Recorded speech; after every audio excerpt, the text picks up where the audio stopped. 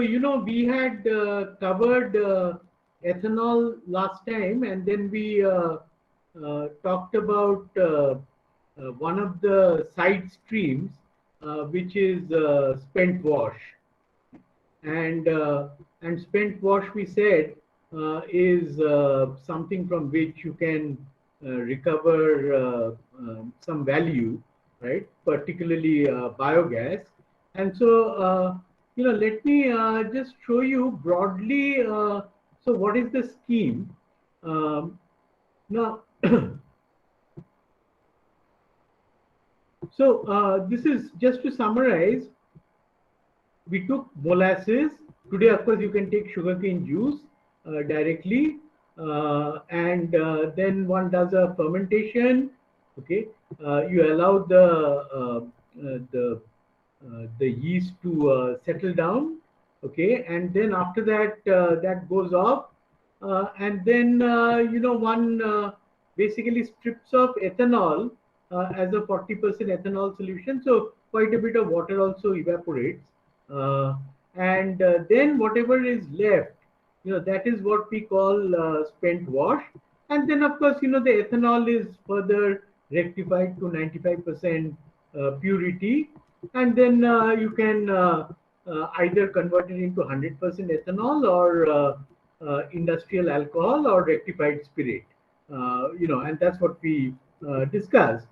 Now, this spent wash basically has a fairly high BOD and COD value. Okay, the biological oxygen demand and the chemical oxygen demand are high, and we'll see the composition in the next slide.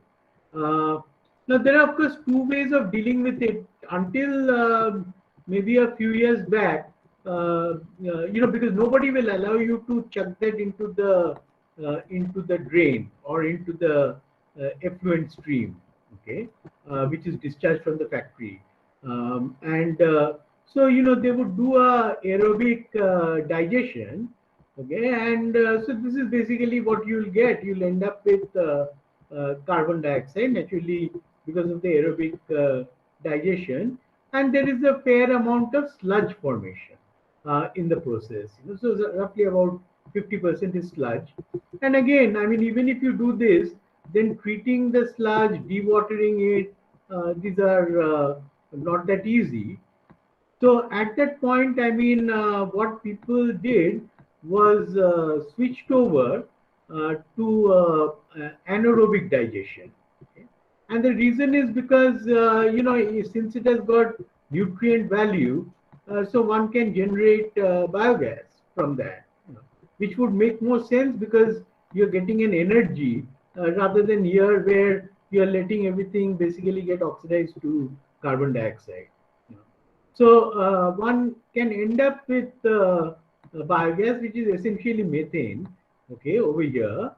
And the other important thing is that the sludge formation tends to be lower. So the solid waste management problem is easier. And of course, the sludge also can be utilized in fields as manure. And I'm not going to go into the detail, but for those who are interested in the details of how exactly the process operates, so basically I've tried to give you this. Maybe I'll pass on the original paper on this. Okay. So this is really converting all the way from spent wash to you're getting biogas.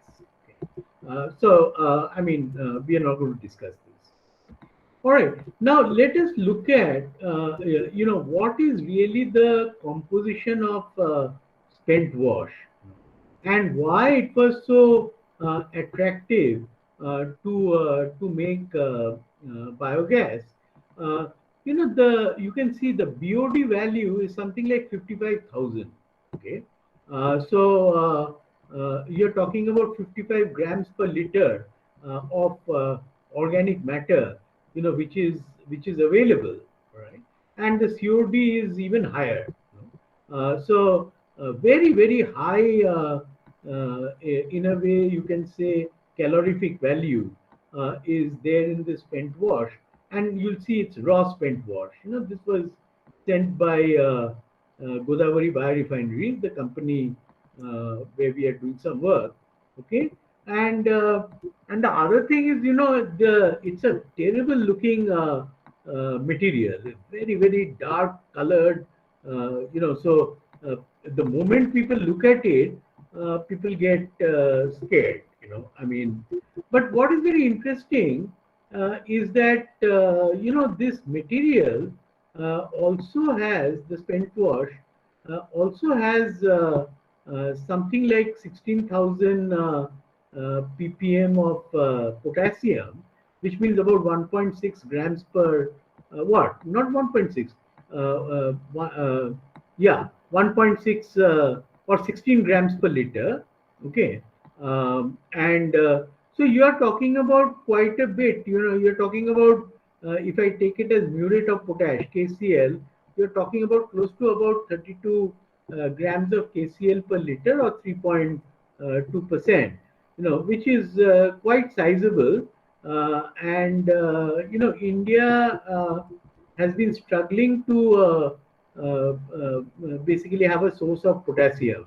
I mean, a lot of it comes from, or will come in the future from the sea, but most of it, until recently, you can say about 99% was imported.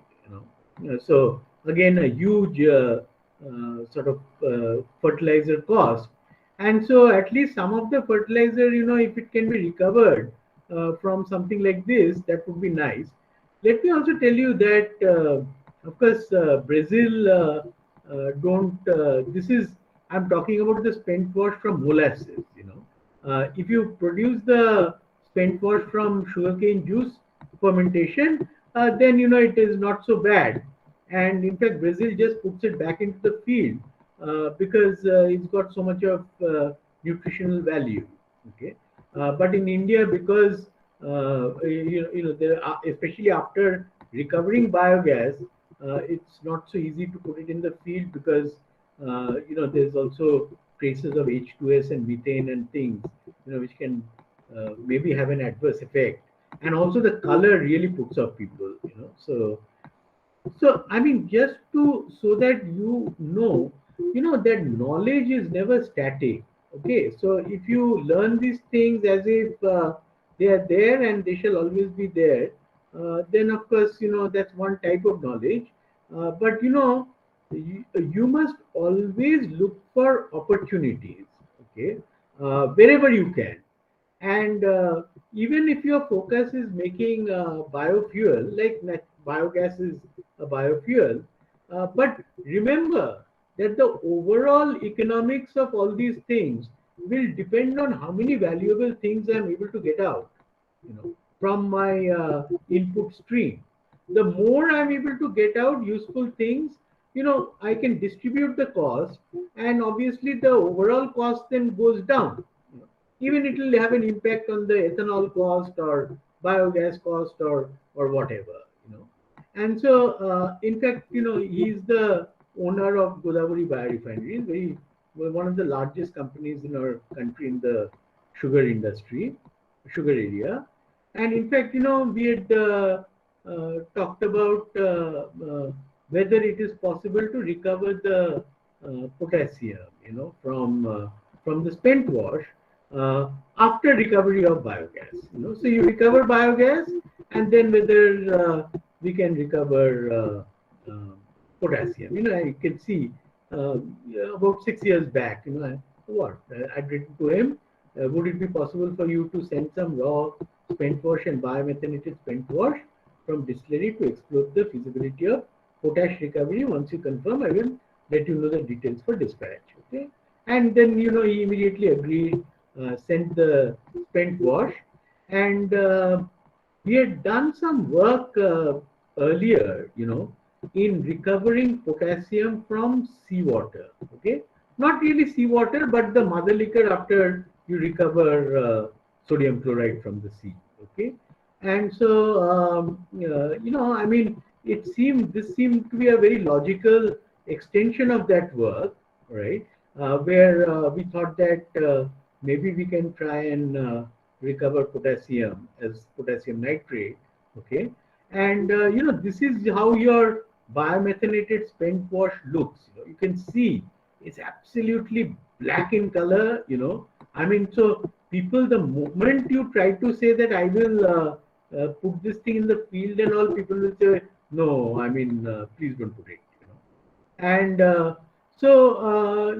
method was developed, all right, where whatever residual organics were present in the biomethanol spent water, because all of it doesn't get converted into biogas, there's still some left, okay, and by two processes, one of adsorption, where you adsorb some of the organics in activated carbon, okay, and another by flocculation and precipitation, it was possible to take out a lot of the organics, okay, and after that, by whatever was the technology that we had developed for taking out potassium, we could recover. You can see that roughly about it comes to from 1,000 liters, of this stuff, you can get about 41 kilogram of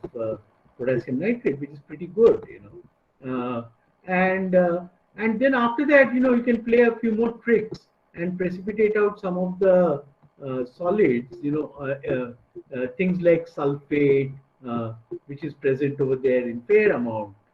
You can precipitate it out by in the form of calcium sulfate, okay, and then after that, this thing becomes much more reasonable looking. It's not so terribly discolored, okay, and also because you're precipitating out some of the salts, etc., the overall salinity goes down of this, and the TDS is low enough that you can now do reverse osmosis and actually take out water, and so roughly about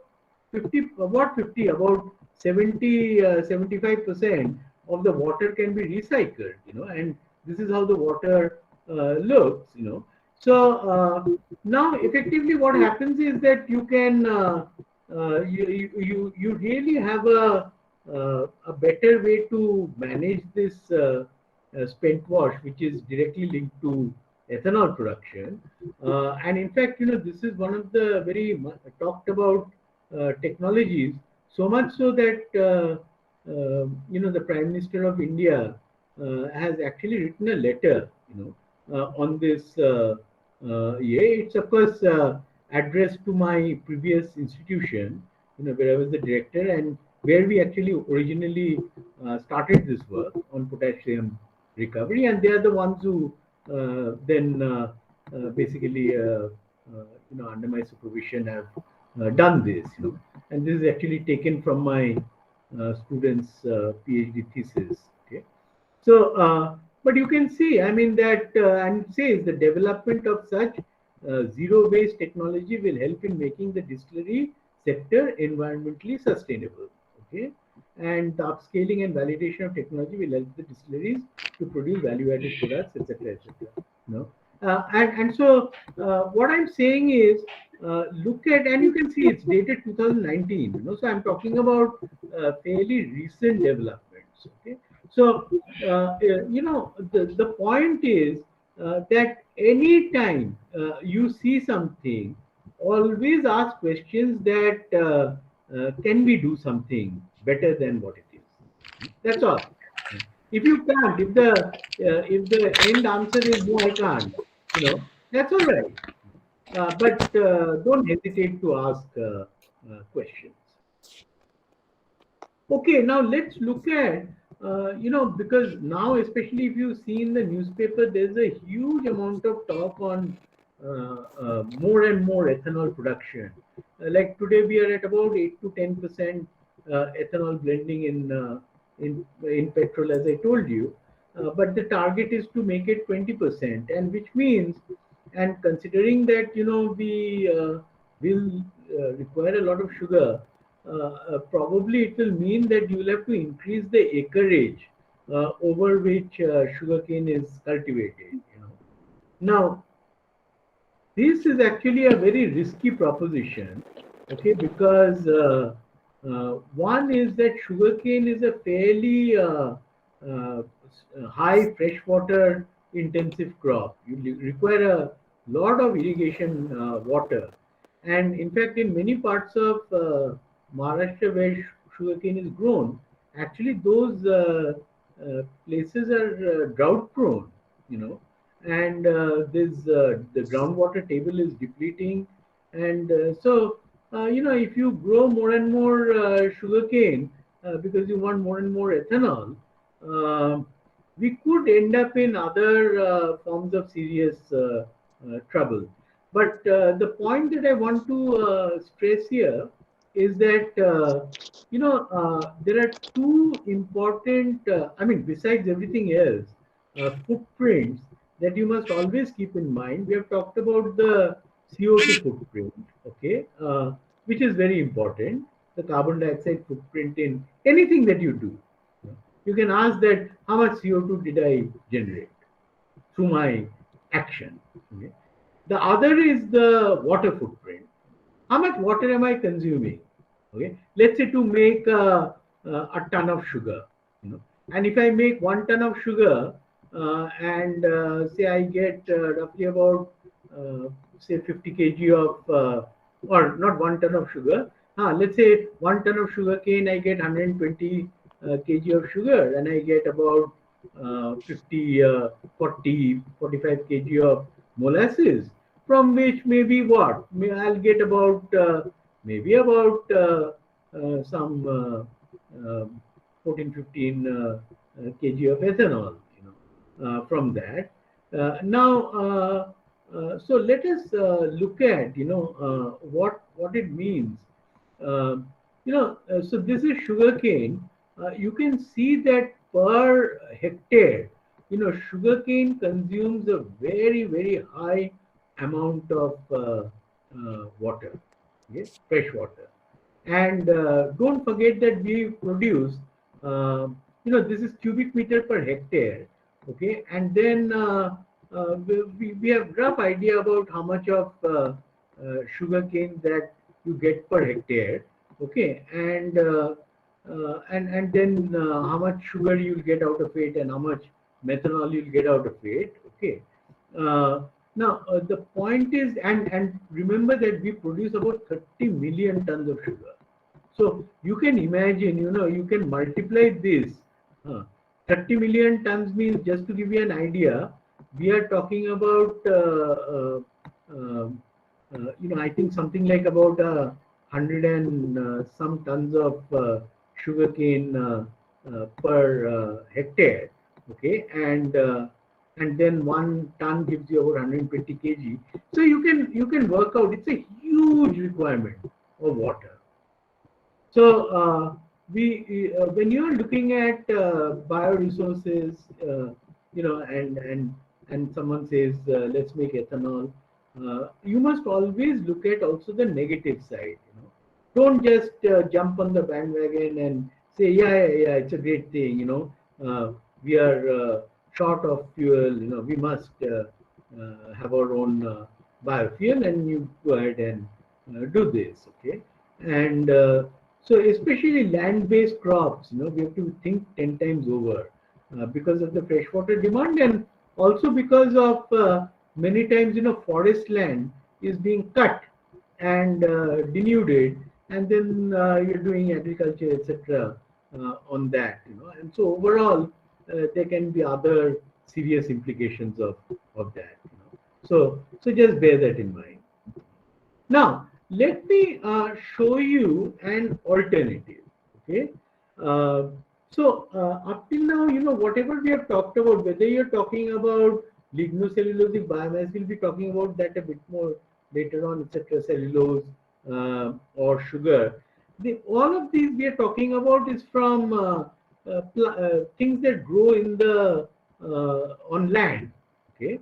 And India already, it's a large population, less amount of land, huge amount of fertilizer requirement, fresh water, etc., pesticides, So it's a serious problem, And so, one of the things that is being looked at is whether you could get, let's say, ethanol. I'm just illustrating it with ethanol. It need not be only ethanol. It could be something else. But whether you can actually get it from the sea. Now, what you see over here are seaweeds, being cultivated. Okay? And there are massive tracts of these seaweeds one can grow. And this man, Dr. O.P. Mayer, he was actually the one who first brought this over from Japan, this particular seaweed, and then he spent about 15 years adapting it in Indian waters, and then later on, when we went for large scale cultivation, it was that basically a few strands of material from which all of this has been raised, and there are today thousands and thousands of tons of this stuff. Now, and what are we looking for uh, in these seaweeds? You get compounds which are gelatinous type of compounds, and they are not very different from starch. Okay? I mean, so you can look at it as a way of, I mean, it's like a starch, except that these are called phycocolloids, because they are originating from seaweeds, so that's why they're called phycocolloids.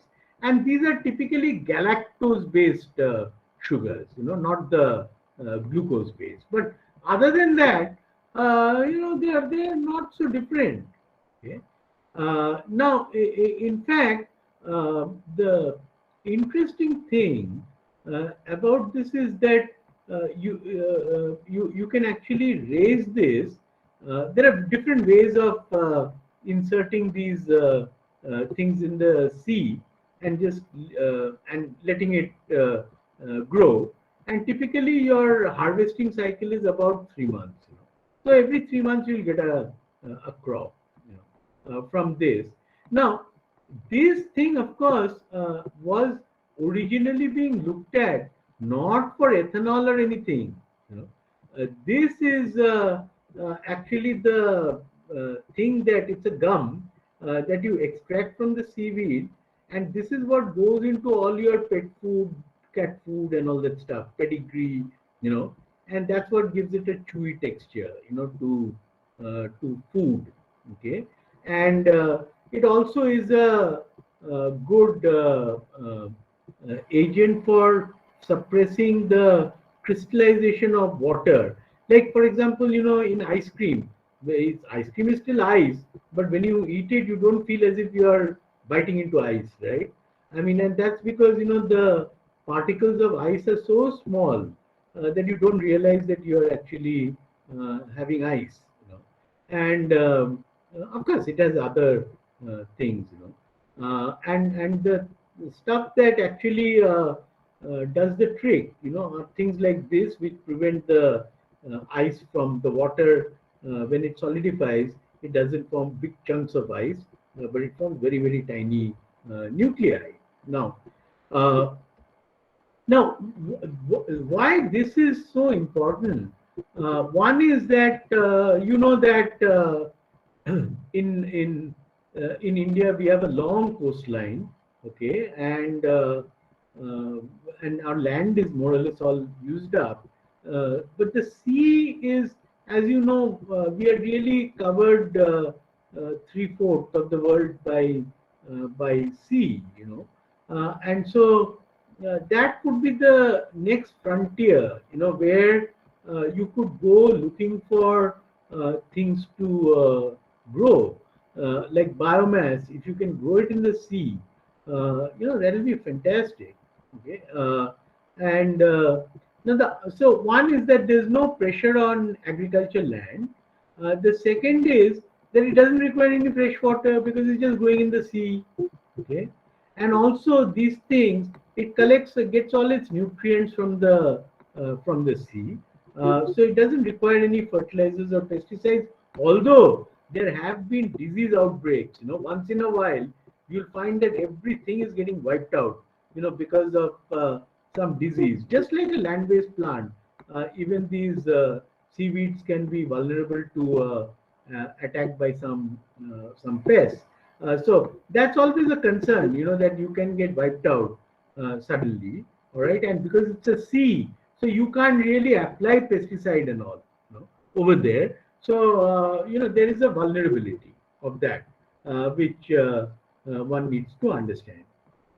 But otherwise, the pluses. So what one should do is that in case there is any fear of that kind, there should be some other place where you can store a large amount of germplasm, so that even if you have that kind of a setback, and you have to start from scratch, that you may have germplasm which can be provided from some other place, and then you can restart your cultivation. Okay, I mean, all wouldn't be lost because of this. Now, in fact, you can see, I mean, this is, you can see 2010. So we are talking about what, about 11 years ago, that actually the first car was run, where I can't remember if it was 10% or 10% ethanol. So very similar to what you have today. I mean, today you have about 8 to 10% uh, ethanol in petrol. So about 11 years back, this is the car that was run. You can see it's an ambassador car, which was run with this. Okay, and these things are all, of course, covered by granted European and US patents and things like that. Okay, and so it's it can be done. It's not as if you cannot make ethanol. You are only dependent on sugarcane for making ethanol. Okay, so let me show you a little more. Okay, on actually just like I showed you, spent wash. Okay, and that how after you get ethanol and then you get biogas and then you get potassium. Okay, so this is also something similar. Uh, this is the typical way in which it is cultivated today. These are bamboo rafts, okay, and then there are strings, across this raft. Okay, so this raft floats in the water, and then into that string, onto that, you connect up your little strands of that seaweed, and then just let it be there, and it's collected after, as I told you, about 3 months or so. Now, what happened was that this, just like sugarcane juice, that when you crush sugarcane, you get a lot of juice, okay, and the sugar is actually in that juice, right? It is not in the bagasse; it's in the juice. In this particular case, what happens is that about 95% of the fresh biomass is actually liquid. It's the juice of the seaweed. And earlier days, this was being dried. Just like you dry fish, and then that gum that I told you was being extracted. But in fact, it was realized that actually the juice does not contain the gum. The gum is there in the rest of the biomass. So it's quite easy to crush this. So if you, just like you crush sugarcane, it's even easier to crush this, and it becomes like a liquid. Okay, so then you filter it. Okay, and what these women are collecting is the filtrate, that liquid. Now this actually turned out to be a magical biofertilizer. And so it raises the yields of crops by anything from what about 10 to 35%. You know. In fact, now it's being all produced as a joint venture with IFCO. Earlier, all of this technology was actually licensed by Pepsi. You know, Pepsi are the ones who license the technology, but now it is IFCO which is manufacturing it. Okay, and you filter, you get this liquid, you know, which, as I told you, is a very potent fertilizer, and that's covered by this patent and this paper and all. So all the details are there. Okay, and then the residue one gets is the gum. Now the question is that suppose you want to produce, let's say, biofuel. Okay, it's such a large volume requirement, that you will require cultivation over thousands and thousands of hectares in the sea. Now, it's one thing to do cultivation on a limited scale, but quite another when you're trying to do cultivation over many square miles, and that's what you require, So those would be the challenges, How would one do it? Okay. And the second is that up till now, most of the cultivation has been very close to the shore, But now with so many ports coming up, etc., our coastline is getting actually absolutely blocked, So one will have to look at growing it maybe in the deeper sea, something like maybe 10 to 20 kilometers into the sea. Okay, and that would be nice to do, now, by the way, just to show you, one example of, so you take this stuff, and see, it grows like this. Okay, you can see these are the ropes. Okay, and then when you have left it, it's grown. Initially, it will be just tiny strands, and then this entire rope is taken through this machine, which was developed. Okay, and just like you crush sugarcane, you crush it.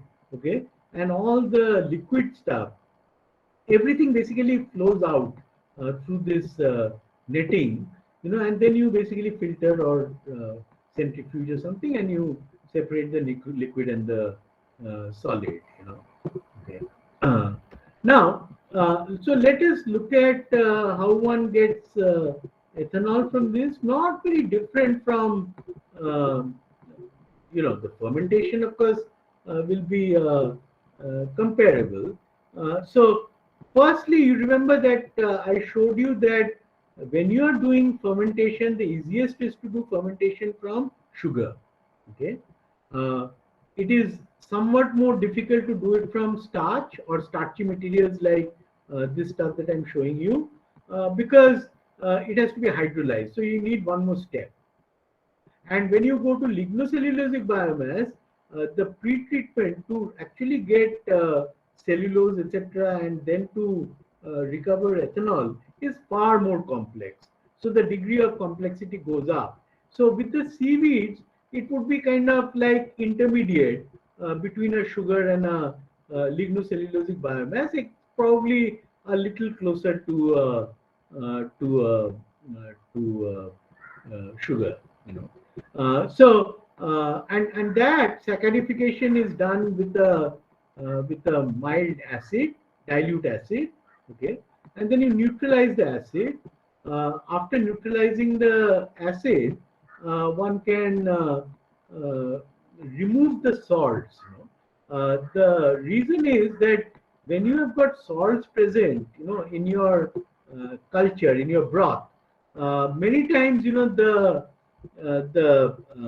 fermentation rate and the fermentation efficiency can be affected. Okay, so you need to take care of that.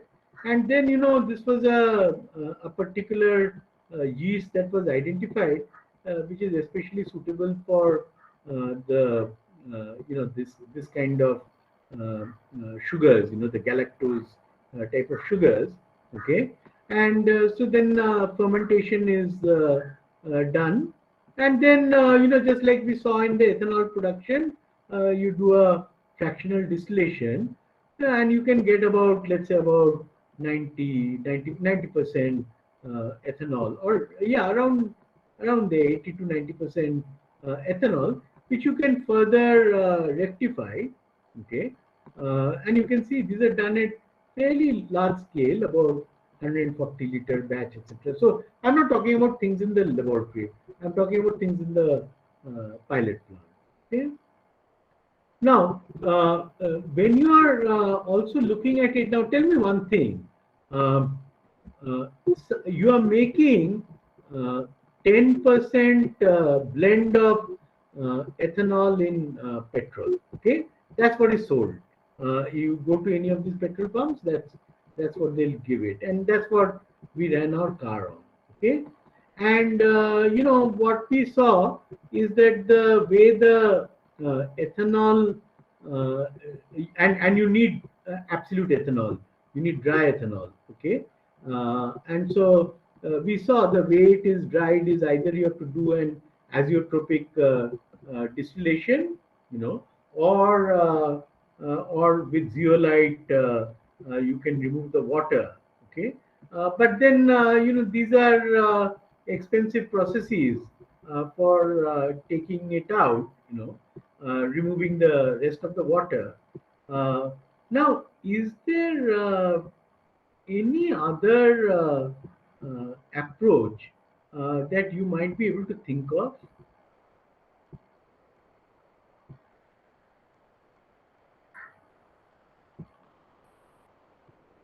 of taking out ethanol from this 80-90% mixture of ethanol in water?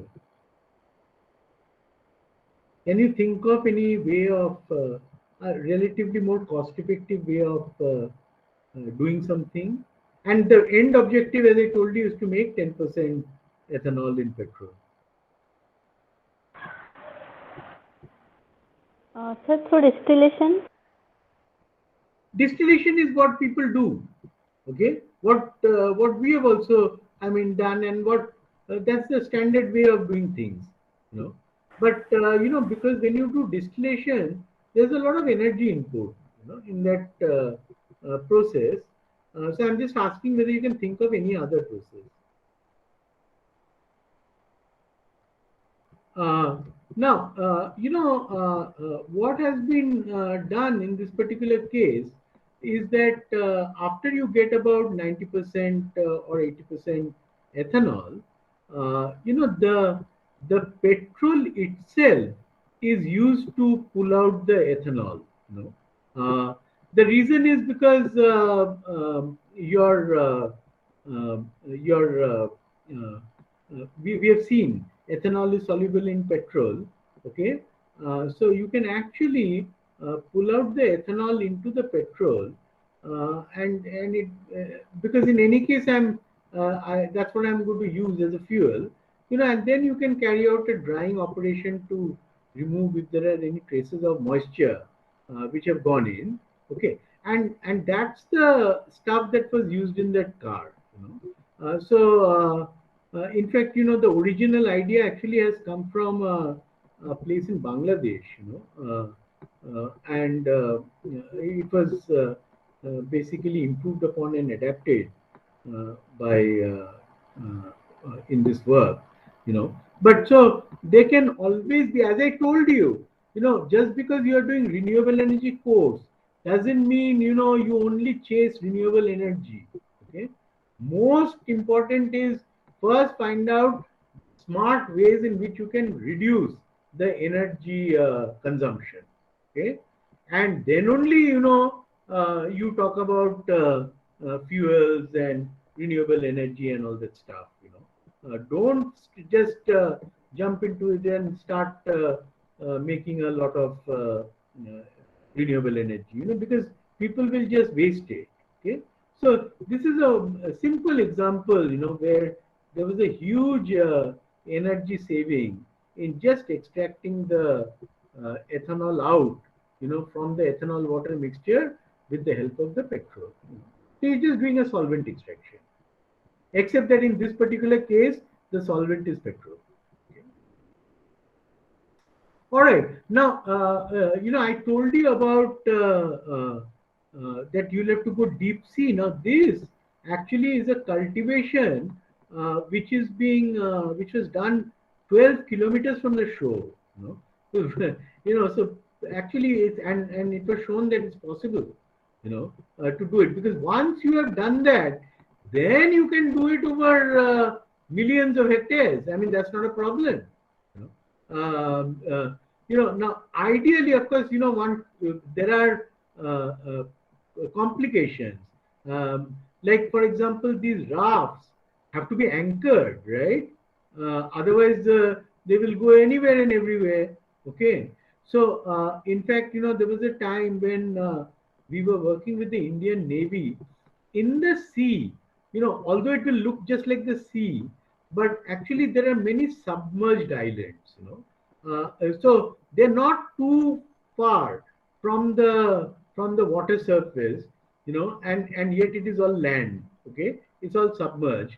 So if you can locate those submerged islands, and all this data, the bathymetry data is available with Indian Navy, and we were working with them, and so then what you can do is, like, it will look as if you of course, and you've gone deep into the sea, but it may not be so difficult to anchor these rafts, because the islands are just a few meters from the surface. So that would be a very cost effective approach, in trying to do anchoring, of these things. So in anything that you do, you will always find that there is room for innovation, whatever you do. So keep that in mind. But let me also tell you that this work actually attracted the attention of the whole world.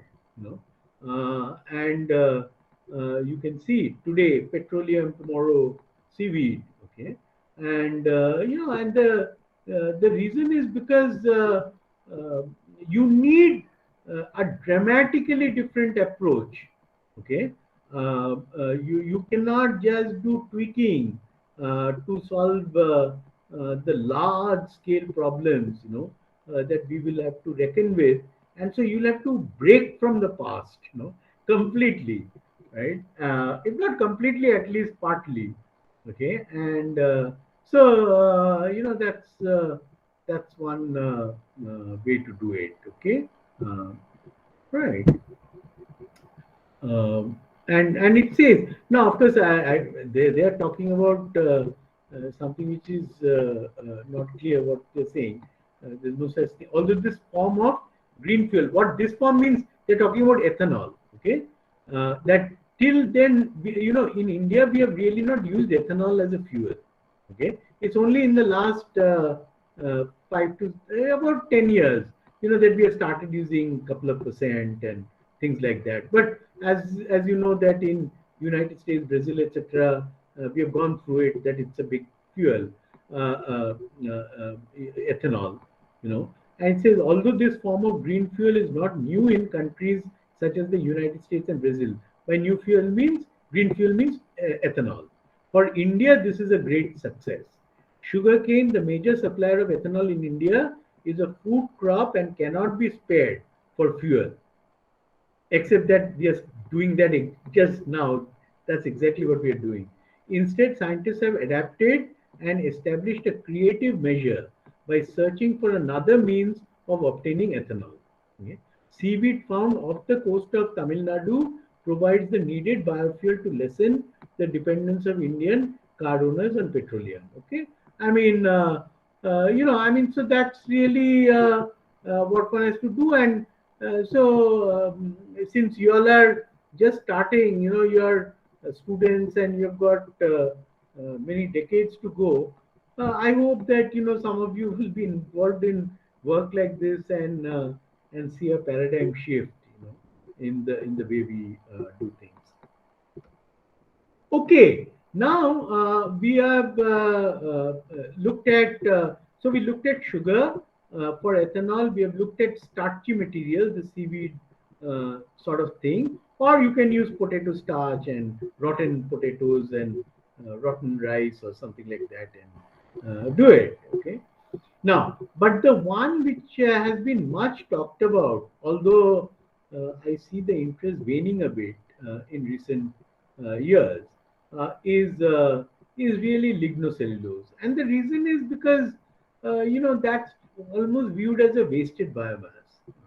I mean, when you harvest your rice or your sugarcane, all the rest of the residual matter, is all considered as waste, and in fact is causing more. As you know, people have been burning it and causing so much of CO2 emissions, etc. And although you can, of course, bale it and take it, and one needs to do that. Uh, but that as a and after you bale it, of course, you can do many things. You can just use it as a biomass for its calorific value, or you can make different kinds of fuels or even ethanol. Okay, and of course, since we're covering ethanol, so I'll keep the focus on ethanol. Now, we talked about lignocellulosic biomass, or maybe I'll tell you a bit more about it. We talked about cellulose when we looked at the photosynthesis pathways and from sugar to starch and cellulose. But lignocellulose is really has three components. It has got cellulose, it has got hemicellulose, and it has got lignin. Okay. Now, if you look at, for example, different types of material, hardwood stem, softwood stem, nutshells, corn cobs, grasses, paper, you know, paper we'll discuss, wheat straw, I mean, they're all actually not very different in terms of the composition. Yeah, I mean, and why should you expect it to be different? Because it's all lignocellulose. The reason why something like paper, okay, and paper, for example, has a very different composition. Can anyone tell me why? Why is the composition for paper different? When you're making paper, you're actually removing all the other stuff, because your paper has to have strength, like your newspaper and things like that. So it is the cellulose that imparts the strength, the cellulose fibers. So obviously people put in a lot of effort to remove other things and keep primarily the cellulose, and that's the reason why paper has such a high cellulose content, whereas uh, uh, newspaper also has, but obviously people don't spend that much effort in cleaning up newspaper as compared to the paper means when we see that white paper, those kinds of papers. So I mean, it can vary. Even newspapers today have much higher cellulose content. But anyway, the point is that it is really comprising of cellulose, hemicellulose, and lignin, and roughly you can see the components, and their percentages. Okay, now like we discussed, we've already actually in a way looked at this, but and I told you that you require increasing complexity to get ethanol, from lignocellulosic biomass. And so let us look at, what is the technical complexity. When you are doing cane sugar, what are you doing? You've got sugar, you're doing fermentation, and then you're doing distillation and rectification, and that's how you're getting your ethanol. Now, when you're doing from starch, we saw that you need one additional step, which is the starch has to be hydrolyzed, to glucose. Okay, and then of course the rest of it is routine. So the extra step is your hydrolysis. When you are doing from lignocellulosic biomass, uh, firstly, you have to hydrolyze, of course, the cellulose, okay? And hydrolysis of cellulose is a much more demanding hydrolysis as compared to hydrolysis of starch, which is relatively much easier to do. Okay? Second, to take out the cellulose from lignocellulose is not easy, okay, and it requires pre-treatment, okay, and this pre-treatment is extremely energy intensive, right? So you are making what you're making ethanol, which is a source of energy, of course, high quality energy because it's going into the cars and all, but I'm producing an energy uh, compound, and I'm also having inputs of energy. So I'll have to start looking at the balance, how much energy did I put in, right? And how much energy did I get out in terms of my product. And if the amount of energy that I'm putting in is much higher than the amount that I am getting out, then I have to look at it. Is it wise to do that? That may not be the most sensible thing to do. Although conceptually, that so much of biomass is available, naturally people get attracted to it. Okay. Now let us look at what is really the complexity of lignocellulosic biomass. Uh, Now, as I told you, there are three parts to it. There is cellulose, there is hemicellulose, and there is lignin. Okay. Now, cellulose is just basically a polymer of glucose. Okay, not very different from the kinds of polymers that we have been talking about. Yeah. Now, and that can be well, that can be hydrolyzed. Now, hemicellulose has got, uh, whereas cellulose has C6 sugars, hemicellulose has a fair amount of C5 sugars. So things like xylose. Okay, so that's a C5 sugar, right? And lignin is really a aromatic substance, like you can say a derivative of triphenol, okay, OH, like cresol, or those kinds of substances. And then it has got a ester group, okay, at one end, and then this ester group basically joins up with one of the sugars, so that's how it becomes a part of the compound, okay.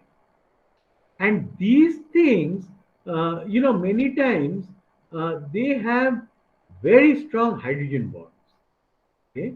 And cellulose, especially, these long strands that you see, has got very ordered structure, very, very ordered, and cellulose is almost crystalline. Okay? Whereas hemicellulose has got a very random structure, much more amorphous. And the lignin is almost like your bagasse, the way it protects your sugarcane juice. The lignin is here, and unless uh, chemicals, etc., can penetrate the lignin and come and interact with the cellulose and hemicellulose, it's not going to do the job of releasing those. Okay, so it becomes this is a tough nut to crack. This stuff, and that's what makes lignocellulosic biomass so difficult to handle. Right. Uh, Now, as I told you, these are cellulose is a semi-crystalline material, and there are certain parts of the cellulose which are extremely crystalline and ordered. This blue part, and then there are some which are relatively more random. This red part. Okay, now why the excitement about lignocellulose? Simply because I mean there is a huge opportunity. There's no denying that. Okay, um, if for example, if you take things like rice straw, cotton stalk, castor stalk, cane trash, bamboo, bagasse, all of this, they estimate, I think the estimate today is even larger, but something like 200 million tons per year. So even if you get something like, let's say, about 20% or 25% ethanol, if you can recover, you are talking about 50 million tons, which is not bad. It's a very high number. Okay. Now, then there is also the food waste, the agro industry, things like, you just take anything, you're eating a mango, throwing away the mango peel, eating a banana, throwing away the banana peel. Okay. I mean, yeah, peeling an orange, eating the orange, throwing away the orange peel. Okay. I mean, there is so much of this kind of material. Those are also lignocellulosic biomass. And that actually accounts for something like another 100 million tons. So you're talking about huge, kind of opportunities. Okay? And that is the reason for the excitement. Why people are so excited about it is only because of this. Okay? Because there's such a large amount of this waste lignocellulosic biomass. So, because of this complexity of the structure that I showed you, uh, you need uh, some very, very forcing conditions to be able to break apart, the structure of lignocellulose, okay, to be able to then make ethanol. All right. Now, there are, you know, for example, one way which has been practiced, and frankly, that is the most practical process as of now, is that if you give an acid treatment, to the lignocellulose, okay, then it has been found that it breaks apart the structure. Okay, now, when I say acid treatment, they can be you can treat it with a concentrated acid, or you can treat it with a dilute acid. Now, people have tried, treating it with dilute acid, the biomass. Okay. Now, what happens is that when you use a dilute acid, um, you require uh, very high temperatures, for actually doing this, very high temperatures and very high pressures. Okay, and for example, you can see hemicellulose can be broken down at temperatures of around 160 degrees centigrade to form xylose and other sugars with reasonable yields. However, hydrolysis of the crystalline cellulose requires temperatures of the order of 200 to 240 degrees centigrade. Okay. Now, under those conditions, at those high temperatures, with dilute acid, if you try to carry out the process, you the glucose tends to decompose and break down into other compounds. Okay, like some of the it can partly form tarry material. Okay, and it forms compounds like this furfural. Okay, and this is hydroxy methyl furfural. Okay, so this is as if it's a methyl group with a hydroxy substituent, and this is your furfural aldehyde. Okay, so you tend to form these kinds of compounds, when you decompose the cellulose with dilute acid. Although otherwise as such, dilute acid is preferred because otherwise dealing with concentrated acids has its own problems. Okay, but that's the problem. Okay. And the lignin and all, after that, once you take it out, you can use it for its calorific value, and you can get energy out of it. Okay. So that's what they've shown in the scheme. So this is your lignocellulosic biomass. There is a pre-hydrolysis treatment. Okay. And then after that, if all your sugars have been completely, or all your cellulose, starch, etc., have been completely hydrolyzed, then of course you can directly carry out a fermentation of glucose for your C6 sugars, and xylose for the hemicellulose part. You can do a fermentation. Okay, and then from those you can get ethanol, and you take out the ethanol. Okay, uh, but as I told you, many times what happens is that in the course of doing this, you form all these degradation products. Now, people have also looked at using concentrated acids like concentrated hydrochloric acid, concentrated sulfuric acid, okay, to do this. Then it works very efficiently, okay, and the hydrolysis is nice. You can recover good yields of these, and the reason is because you can carry out the hydrolysis at much lower temperatures when you use a concentrated acid. Okay, but the problem is that when you are using a concentrated acid with your biomass, then after the reaction is done, what will you do with that concentrated acid?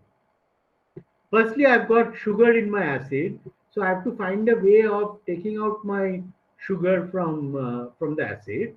Okay.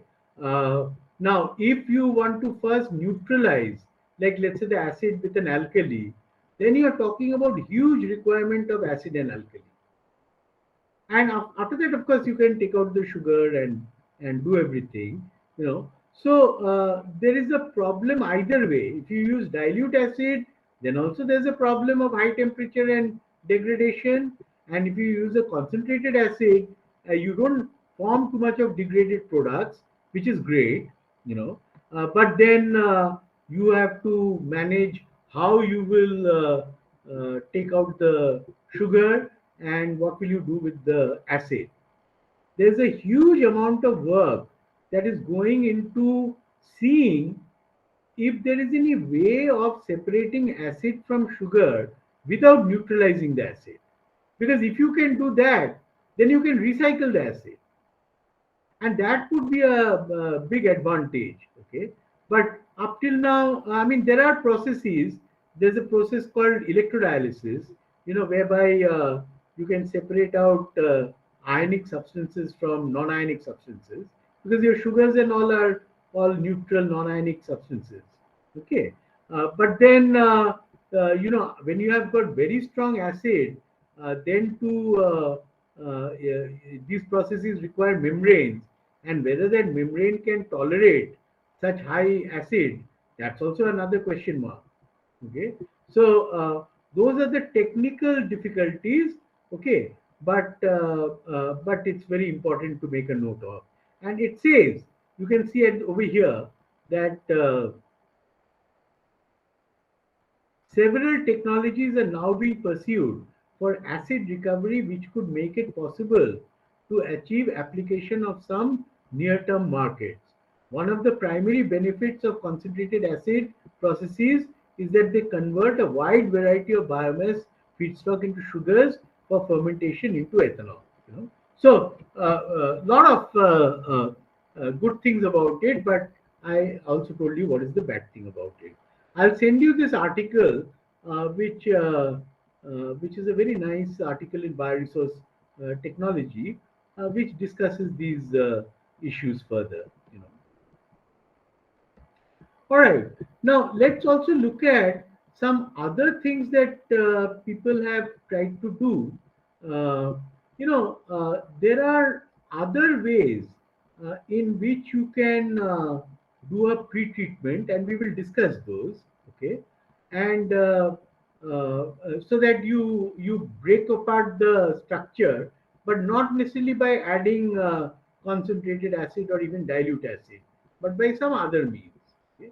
Now, once you do that and you get the substance, your cellulose and uh, uh, hemicellulose and all that kind of polymers, you know, then what you can do is, like for example, if you've got cellulose, okay, I can actually use a cellulase enzyme, okay, which breaks hydrolyzes cellulose, okay.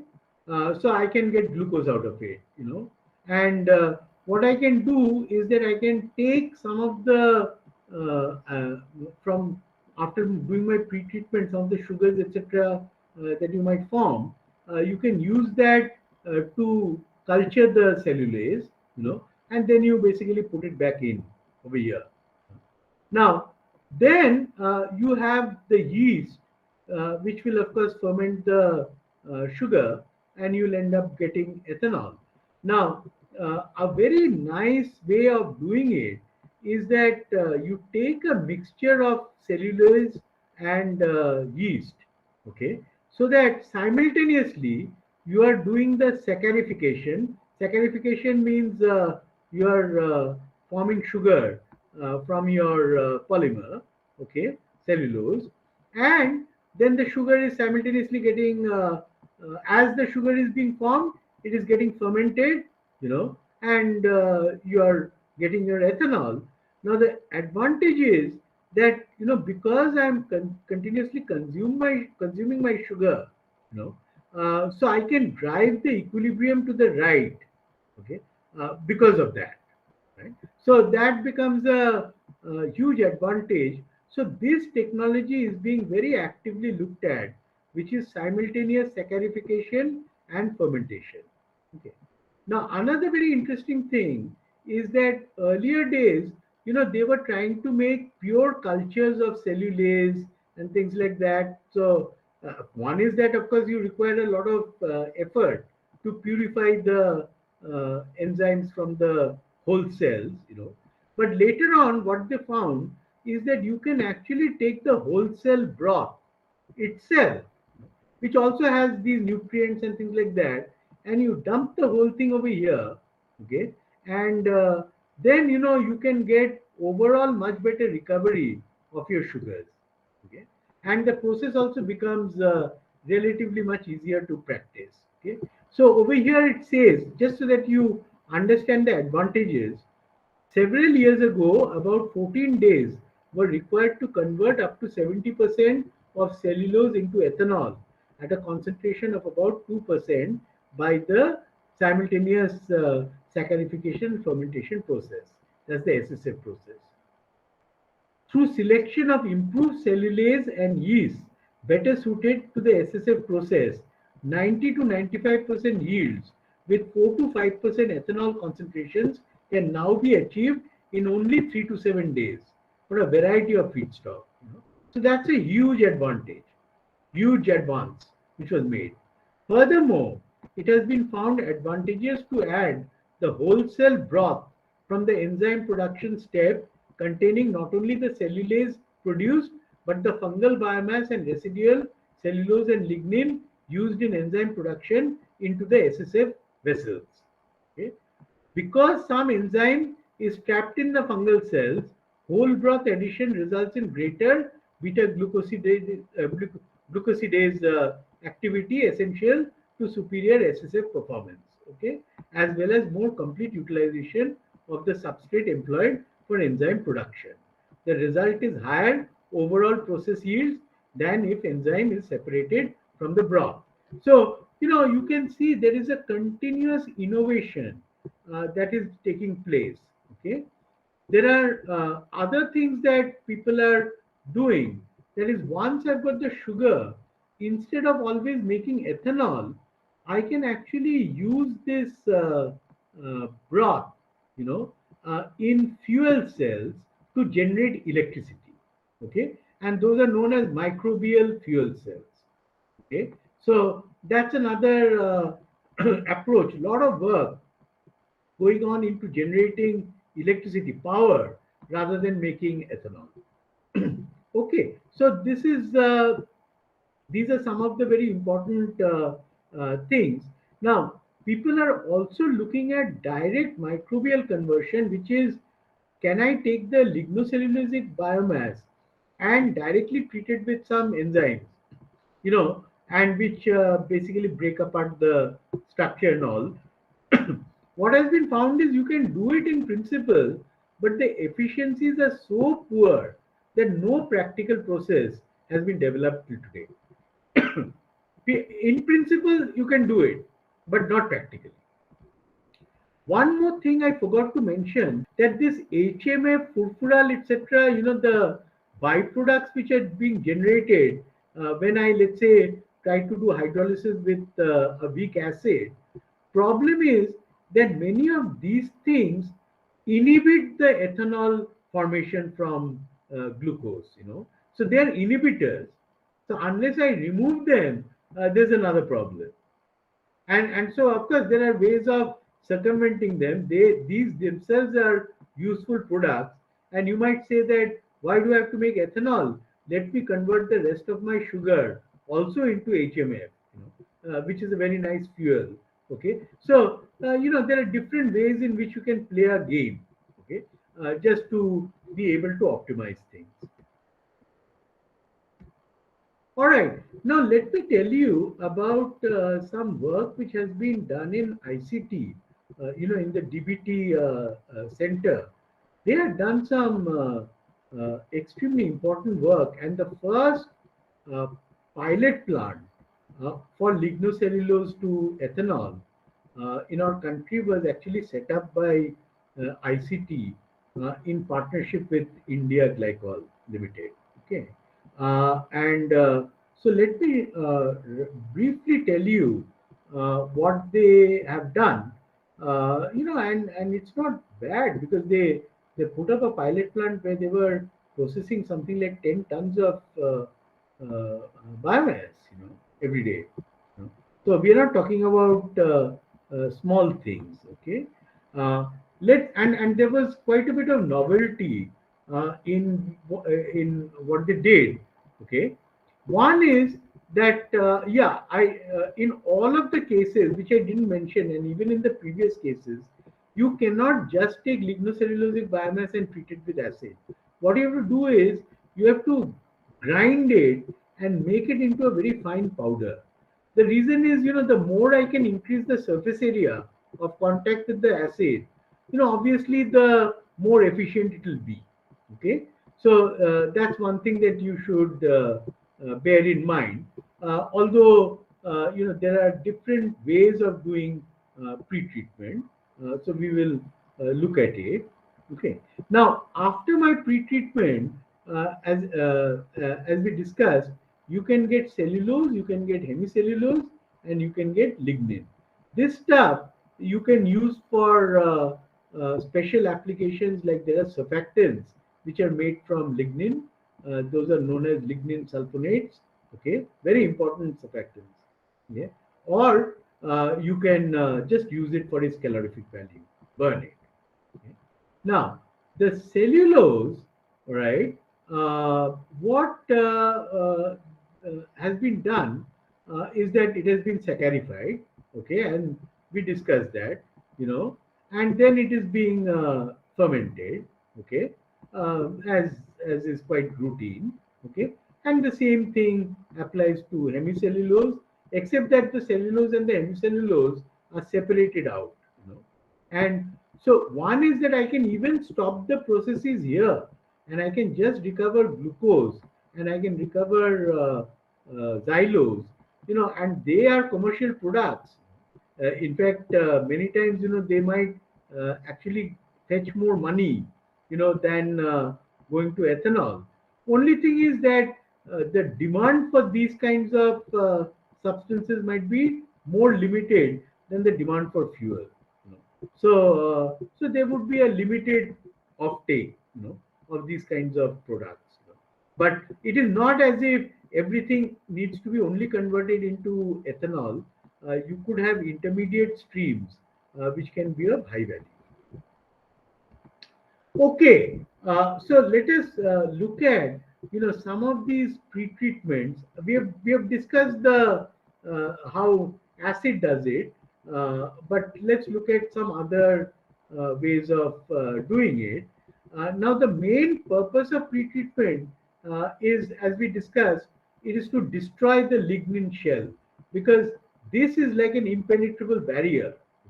Unless I break this apart, it's very difficult to get into this part. Okay, so one is that you destroy the lignin shell, right? So for example, if let's say I've got this, you can see the lignin. Now, if I'm using an acid, since this is an ester group, I can actually hydrolyze this ester with acid. Okay? And so once the ester is hydrolyzed, the lignin can be taken off. Okay, so that's one way of doing it. Uh, the Another reason for pre-treatment is that, as we discussed, the cellulose is very crystalline substance, and so to attack the cellulose becomes difficult because of the odor, and whereas hemicellulose is much more random. You can see, the strands going all over the place. So much more random structure. Now, what you do, but still, the overall thing is extremely compact. The cellulose with the hemicellulose kind of going in circles around the cellulose, and then the lignin. So what you do is that by pre-treatment, one of the things is you loosen up the structure. Okay, so you can see, from a compact structure, you have gone to a looser structure. And you might also be in the process breaking apart, some of the long chains of cellulose into relatively smaller fragments, and now you allow things to get in, which can do the job. Okay, and that's what you're doing. You're increasing the porosity of the material by pre-treatment. Okay, and this pre-treatment can be done in three different ways. One is chemical, that we talked about, but there are other chemical ways of doing it. We'll briefly discuss that. Then there are physical methods. Okay, we will discuss that. And then there are biological methods. This is the one, as I told you, which is very sluggish, and as of now, it has not really yielded anything very interesting. Okay. So we discussed the acids, especially concentrated acid, as a pre-treatment. Concentrated acid, the advantage is not only is it doing the pre-treatment, it is going all the way toward to hydrolyzing the polymers, and you're getting the sugar. So you're doing all at one go, with the acid. So after that, the only thing I need to do is really to do my fermentation. But I've got my sugar, by this method.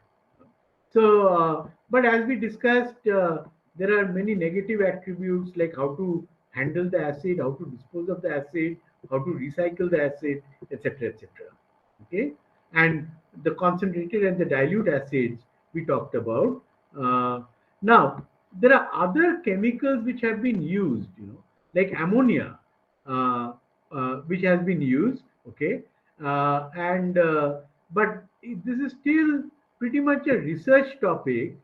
They're not really very serious technologies around this, and also there are major issues around the environment when you are using ammonia. So those are the kinds of things that are holding back, developments with these chemicals. Okay, you can also use caustic lye, or any other alkaline substances like sodium hydroxide, calcium hydroxide, and in fact, I mean, in the ICT process, use has been made, of caustic lye. Okay, there are also methods based on solvent mixtures like ethanol water, butanol water, but they also require high temperatures. Okay, and then there is another thing, ionic liquids. We'll talk about it. This is a very, very exciting area. A lot of work has been done in this area of ionic liquids. There are, of course, every approach has their own problem. Like ionic liquids, the cost of the ionic liquid, the recovery of the ionic liquid, all of these are major issues.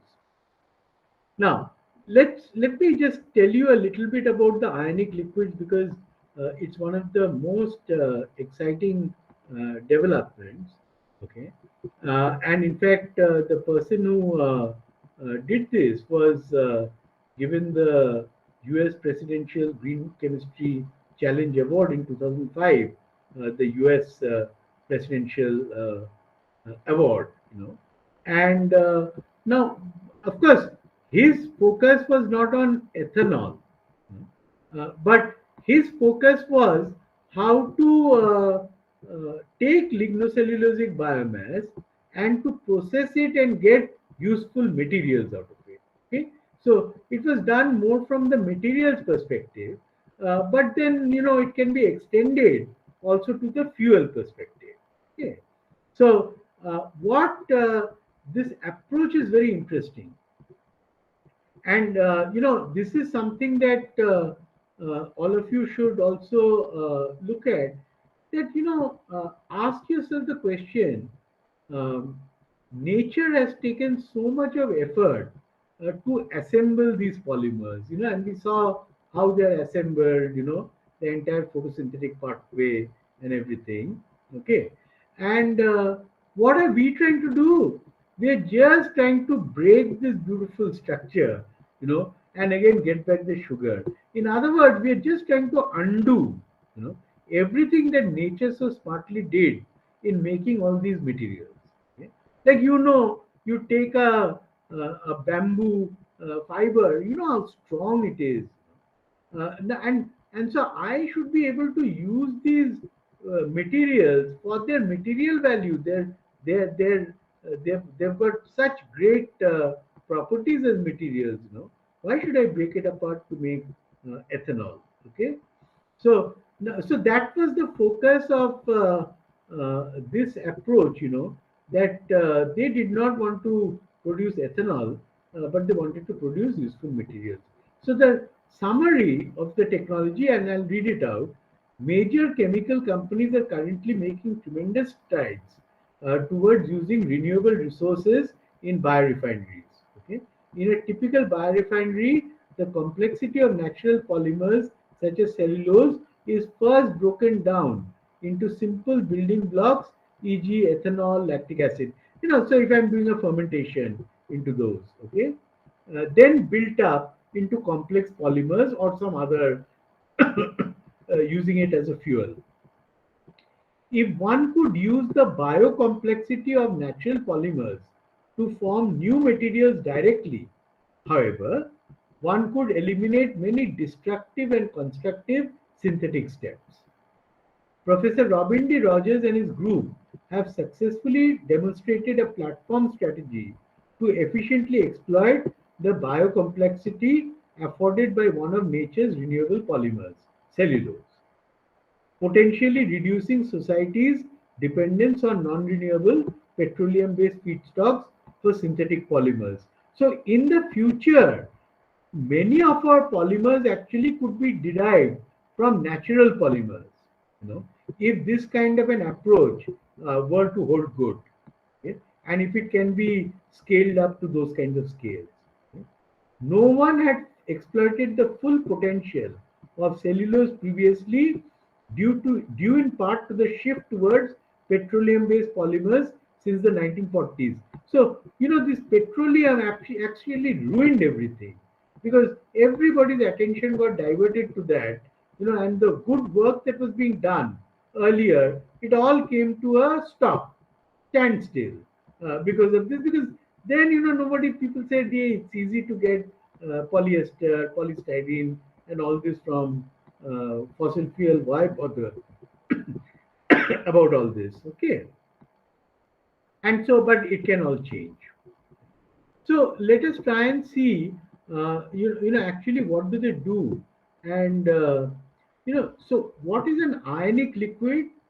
Can anyone tell me what is an ionic liquid? Have you heard the term? Sir, could you repeat the question, please? No, I'm just asking what is the ionic liquid? Okay. Sir, it's mostly where there are two components to an ionic liquid. One's cationic and one's anionic. It may be organic or inorganic in nature. And there are different types of ionic liquid, like room temperature ionic liquid, uh, which have melting points below 100 degrees Celsius. And Excellent. yes, sir. Excellent. Yes, sir. Any ionic liquid, of course, any ionic substance will always conduct electricity.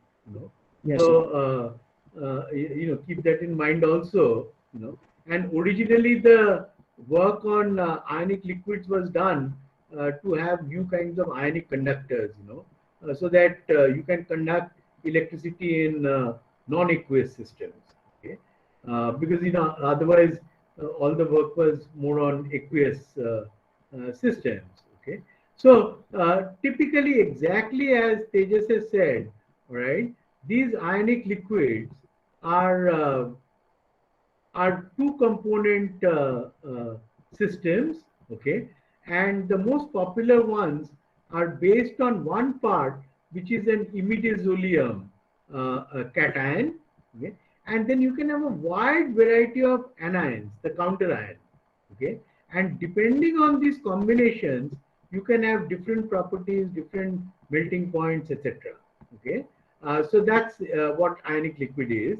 Now, what Robin Rogers had found was that these ionic liquids are quite good at being able to dissolve, things like cellulose. Okay, these fibers. Okay. Now, usually it is not the lignocellulose which is directly dissolved. You still have to do that pre-treatment, and then after that you can dissolve it, or in some cases maybe the lignocellulose directly can be done. Although you can see from these examples, it's all the thing is on cellulose directly. Okay.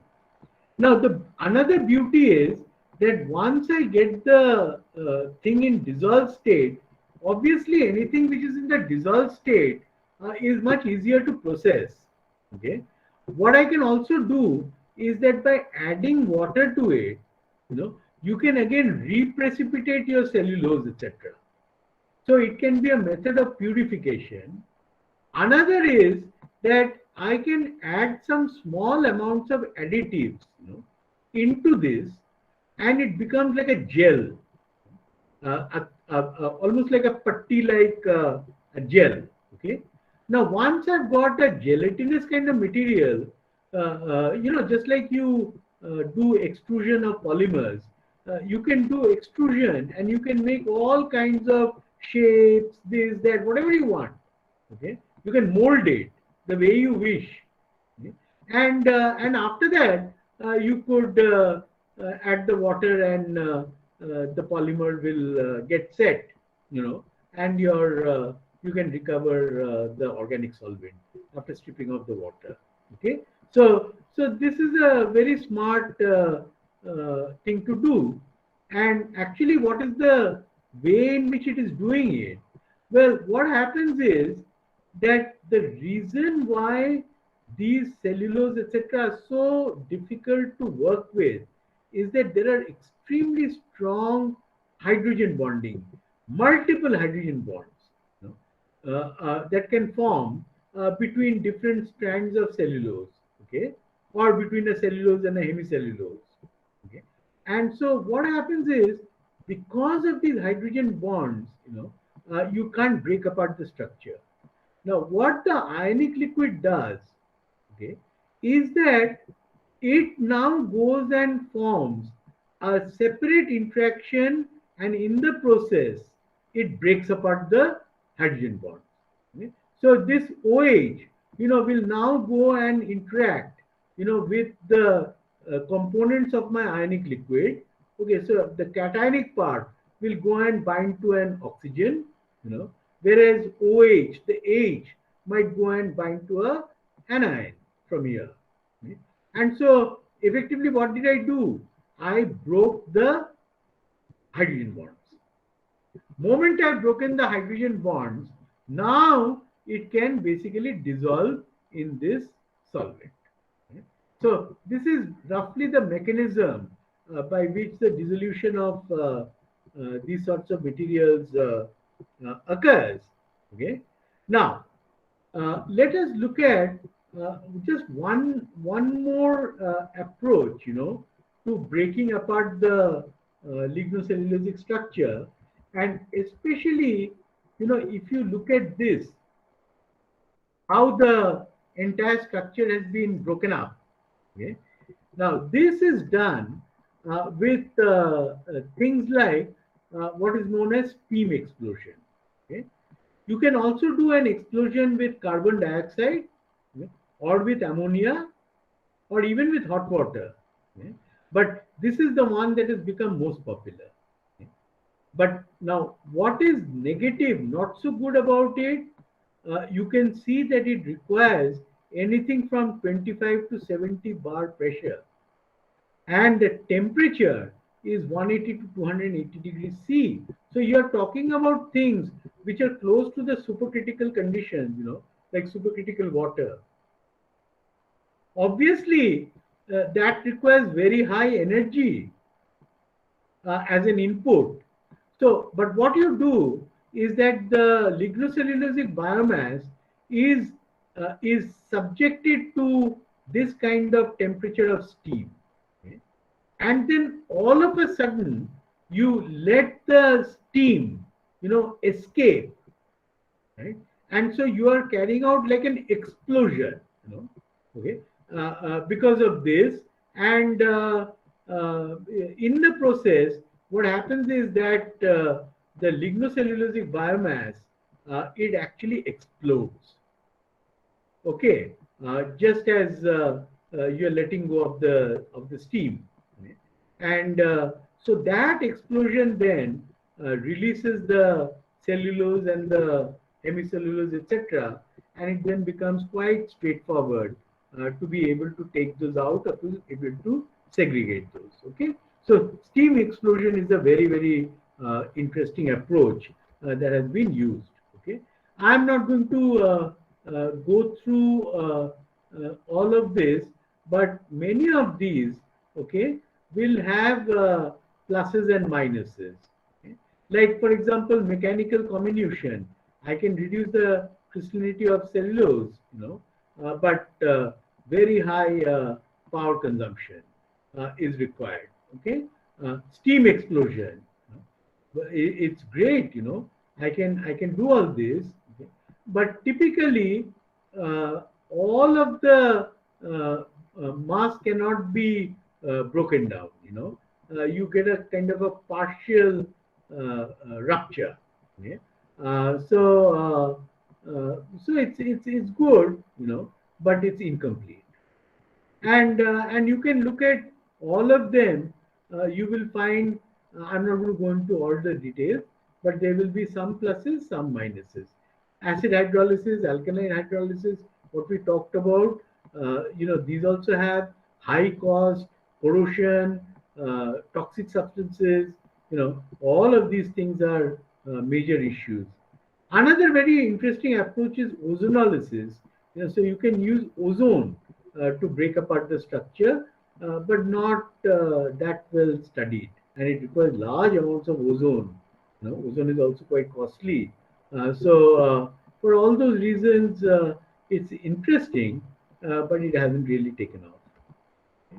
Some of the other obstacles, as I told you, in making these all these treatments and everything, and then basically trying to do fermentation, is that if these compounds like compounds, phenolic compounds, furfural, HMF, etc., if they are present in the broth, then it inhibits the fermentation into ethanol.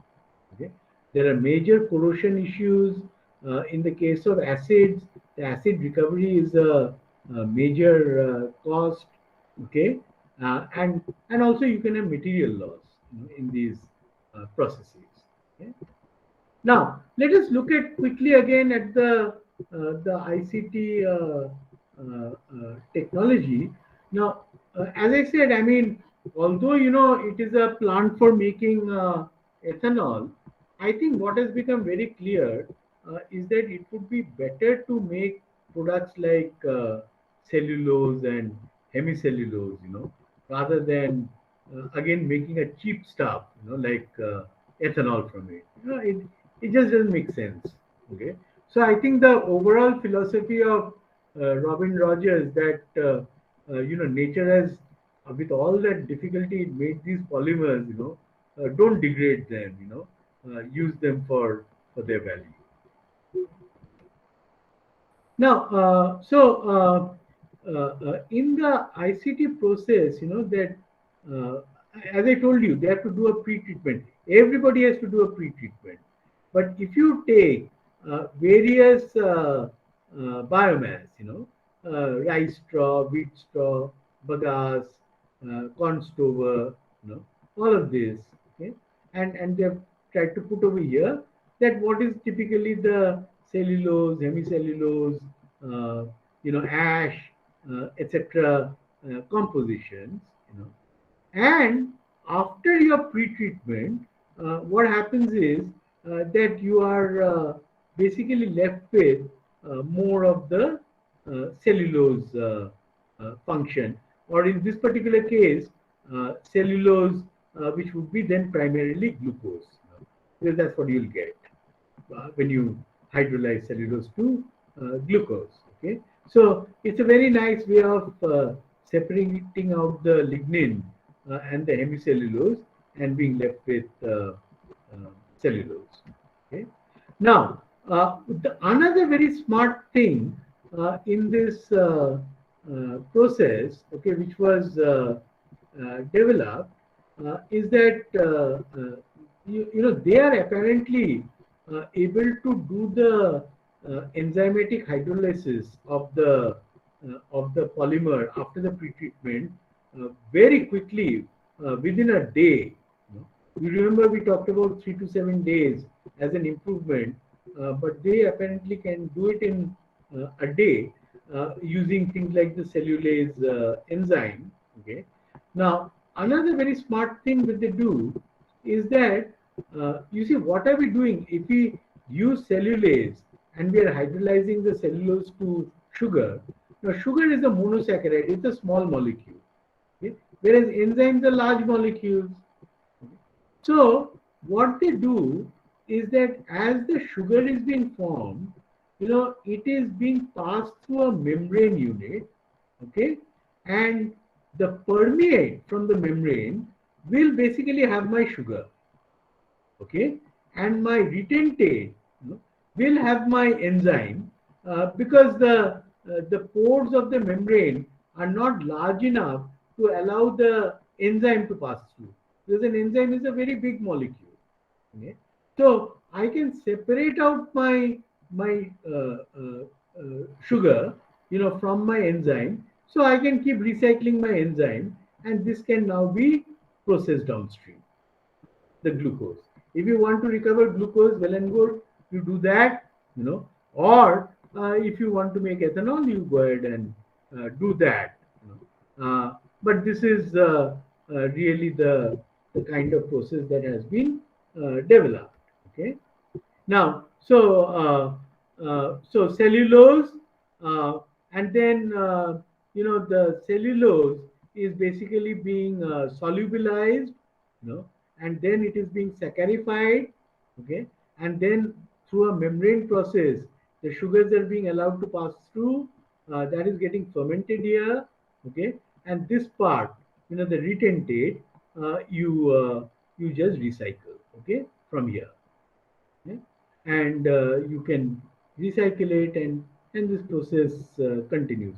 Now this solubilization, there are a lot of trade secrets, okay, and everything may not be revealed in the literature, okay, but some of it is quite interesting, like what has been found is that if you can, and I believe that this is the kind of thing that ICT is doing for solubilization. There's a paper you can see, I've just given it 2000 paper by the Chinese, and what they do is they take a aqueous solution which has got about 6 to 8% of sodium hydroxide, okay, and into that they put urea. Yeah, very interesting. And once you do that, the cellulose dissolves in this. So it is doing something similar to what the ionic liquids was doing, okay, except that this is obviously a much cheaper solution, because you just have a 6 to 8% NOH and with some urea, okay, and presumably those urea can be recycled, I presume. I'm not sure. Okay. This is in fact one of the ICT patents I'll send across. You can see Lali et al. Right, and so it's they were able to cover also their invention by a patent. Okay. And you can see the kind of units that were set up. This has been set up, I think, in Uttarakhand, in the India Glycol's premises.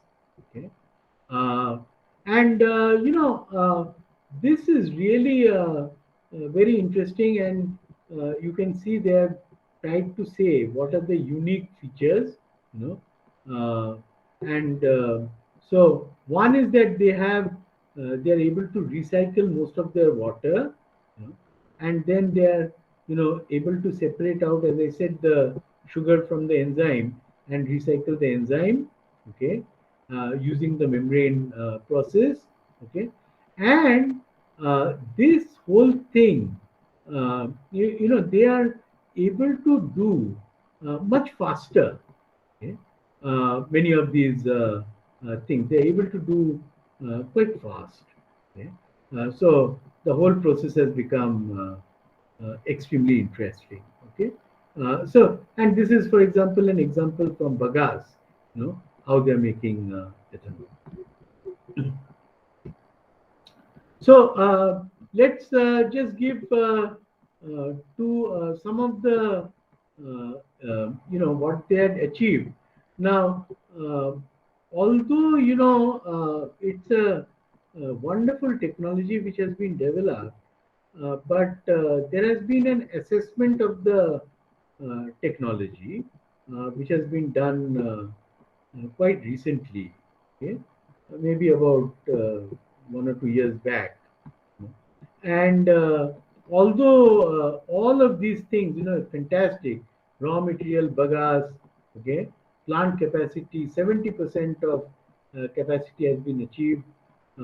Sugars have been obtained with greater than 95, 85% yield recovery. Delignification of cellulose is almost complete. 90% fermentation is almost complete. Water recycle is great. Okay. Uh, and things which are from a process point of view also very important, that they have given a time from biomass to ethanol, lignocellulose, biomass to ethanol. If they take the whole thing, they add up all these times, it takes less than 18 hours, to go from here to here. So they've broken up. You can see the times. Okay, uh, so this is about 6 hours. This is about 3 hours, 9 hours. This is about 1.5 hours, 10.5. Another one, 11.5. I mean, it goes on 12.5. So maybe about 13, 14 hours to have done this was spectacular. Okay, but overall conclusion is that it is it those are all the good things, but the overall process economics is not looking so attractive, so good. Okay, they have, of course, but if you focus on things like not ethanol but glucose, xylose, etc., then of course, I think it would be quite attractive. But don't look at it for necessarily ethanol production. It may or may not be so attractive. Okay, I'll also send you a similar analysis which was done in Berkeley, University of California, and I think they reached a conclusion that lignocellulosic biomass, in technically, you can convert it into ethanol, but the process economics is not attractive. What you should do is objectively, look at uh, all that you can do with it. You can directly generate power from the straw by burning it and getting steam and running a turbine. Okay, you can hydrolyze it to a point, and then you can do biogas formation from the sugars, right? Or you can make ethanol, or in some cases you can even convert it into an oil that we have seen, bio oil. All of these are options, and so whenever you look at this and when you study it in detail, you must come up with what is the best option to use. Not the only the what looks very fancy and sophisticated. Practically, which is the one that gives me the best use of my pent up energy, in my lignocellulosic biomass. Is it making ethanol? Is it making bio oil? Is it making CNG? Or is it just making electricity? Just have a look at all of this, and so all these things, these numbers look great, but there's also a processing cost which is horrendous in some of these cases. Okay, one of the things, your course is on renewable energy resource. Okay, so if I'm talking about lignocellulosic biomass, obviously, I should also try and maximize the biomass. Okay, which I have. We saw that 200 million tons, but frankly, when you go to actually gather this, it is not that all of that is presently having no value. Our cattle feed on grass; they consume so much of grass. You know, we need some of these things to put back into the field. Otherwise, the organic matter in the field would go down. And our agricultural fields would become sterile. Okay, so there are many applications already of these things. It is not as if everything is there just waiting to be converted into ethanol. I mean, that would be foolish to do it. Okay, but at the same time, we should always be on the lookout for how can we maximize the generation of biomass. Now, I'll just give you one example over here. uh, you remember the seaweed I talked about, and the juice, and how it basically has raised the productivity of many crops, including of sugarcane, of corn. Okay, there has been a sizable gain in the productivity of the corn, etc. But what is very interesting is that when you do an analysis, of this uh, of this juice, that which is being applied in the fields. Okay, what IFCO is producing. Now, what you find is that it has got a number of growth hormones. Indole acetic acid, gibberellic acid, kinetin, zeatin, then choline, etc. Glycine, betaine. Okay, all of these are very, very important compounds, and part of the reason why they are enhancing probably the yield of crops is because of their presence. Okay, now, but one of the things that was looked at was, and it happened. I'm not going into the background of what led to this work, but what was attempted was to see if all of these, when they are present together, are they all useful for the plant, or suppose I remove one by one, one component at a time, what happens? The initial idea was to see that which is the one which is having maximum impact. That is what was of interest, and then the technology was developed to take these things out. You know, and what happened was, very interestingly, when gibberellin was taken out, the GA3, okay, from the juice, leaving everything else more or less intact, not only did the sugar cane, the cane yield, or in this particular case, the corn, this study was done with corn, the corn yield remained unaffected. It had increased and it remained that way. But very interestingly, by taking out gibberellin, the rest of the biomass, the leaves, the stems, etc., all of that increased by something like 26% by actually taking out something, not adding anything, taking it out, the gibberellin. Okay, and so what it means, is that there is a massive opportunity to increase the availability of biomass, through simple innovations like this. And this is the kind of thing that you should all the time basically look at, that can I do something very innovative, very interesting, and that's how you'll make these things more and more practical. Ask the question, go first. Sir, can we convert biomass to into mulching and then treat it with multimicrobial spray in the field only? Yeah, of course. I mean, that is a very long, drawn out process, like mulching. As I said, I mean, you need these things in the field, Mulching is used, to even reduce evaporation of water, I mean, these are very, very important for arid places. And while you're doing it, your idea is very good, that if you can spray things into it, which can break it down, that's great. Only thing is, you may not be able to have it in a recoverable form, recoverable as a fuel, but it could be of great use to the plants. So it's a wonderful idea. Very good. Okay, sir. Thank you.